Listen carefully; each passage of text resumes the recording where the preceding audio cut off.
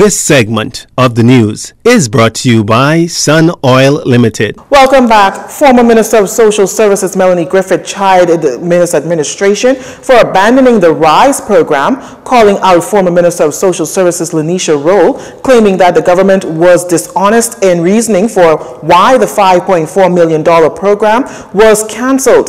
Mrs. Griffin, during a press conference at the Progressive Liberal Party's headquarters on Sunday, revealed that a recently completed report by the Inter-American Development Bank Social Safety Net Reform showed the truth over the RISE cancellation. Now, according to the report, after spending $5.4 million of the loan, the project was cancelled after the change in policy direction as a result of change in political administration in May 2017.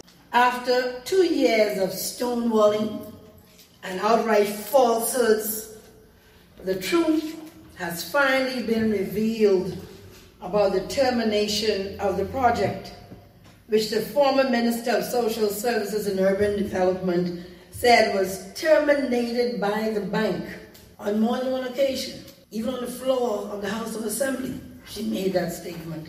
And not only that, it was a sentiment that was also reiterated who serves now as the current Minister of Health. Mrs. Griffin defended the RISE program, providing details about the program from its birth up until April 2017, adding that the program was a key project of the PLP designed to improve the quality of life for Bahamians living below the poverty line, as well as those unable to escape generational setbacks. The RISE program was not a willy-nilly, hurried approach to what had become a critical lifelong existence for so many of our people on welfare. It was a considered, well-studied, well-researched, well-tried and proven approach to providing not just food to poor people, but hope, education, and a healthy way of life for themselves and their families in a highly competitive world. It was a work that was ongoing in various stages from 2002. She further explained that it is unfortunate that the Minister administration did not see the wisdom in continuing the extensive work of the program that had already been done in New Providence and throughout the Family Islands. I think this report exonerates all the castigations that was made against that government, which we all were part actually. But more so than that, this report speaks to the loss. And I would only hope that the government would take a look at this program, if it could be reinstated and have the work go on. Opposition spokesperson on social development, Glenys Hannah Martin, also chided the government defending the program, adding that the IDB report reveals that government abandoned the project at a great cost to the Bahamian people.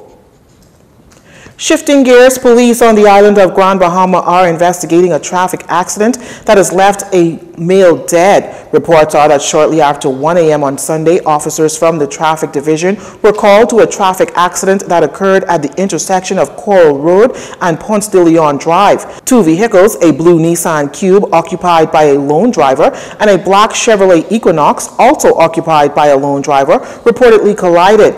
Both sustained damages. Officers of the fire service were also called to the scene, where they rendered assistance using the jaws of life to extricate the driver of the Nissan Cube, who sustained serious injuries. He was taken to Rand Memorial Hospital by EMS personnel, where he later was pronounced dead by doctors. Officers of the traffic division are actively investigating this matter. Meantime, police in Grand Bahama are looking into the circumstances surrounding a shooting in the early hours this morning. Police say it was shortly before 1 a.m. when they were called to a business establishment on Bayshore Road, West End, Grand Bahama, where it was reported that a culprit or culprits armed with a firearm entered the establishment and opened fire, injuring the males about the body. The victims were all transported to the Rand Memorial and seen by a doctor. Now, 3 of the victims' injuries are said to be non-life-threatening. However, 1 male is listed in serious but stable condition. Police are actively investigating this matter and appealing to the general public for any information that they may have that can assist with their investigations. Police here in the capital are seeking the public's assistance in identifying and locating the persons responsible for a shooting early Monday morning, which left an adult female injured. According to reports, shortly after 4 a.m., a female left a residence on Hope Gardens, Nassau Village, jumped into a vehicle and began her commute to work when she heard gunshots and realized she had been shot. While attempting to drive to the hospital, she saw an ambulance, got the attention of the driver, and received assistance from EMS. She was then transported to hospital where she is listed in stable condition. Police here in the capital are seeking the public's assistance in apprehending the suspects responsible for two separate armed robberies today, the incidents occurring hours apart. The first incident, based on reports, occurred shortly after 12 a.m. when an adult male and female along with 3 juveniles arrived at a residence on Arawak Avenue off Pyfram Road. While standing on the porch attempting to enter the home, they were approached by an armed man who robbed them of cash, jewelry, and other personal effects before jumping a wall and making good his escape. In a separate incident, shortly after 5 a.m., a couple was inside their home on Sequoia Street, Pinewood Gardens, when 2 armed males entered the home, held them at bay, and robbed them of cash and keys for a vehicle. The culprits physically assaulted the male victim before making good their escape. Investigations are ongoing. Our final stories are up next. This segment of the news has been brought to you by Sun Oil Limited.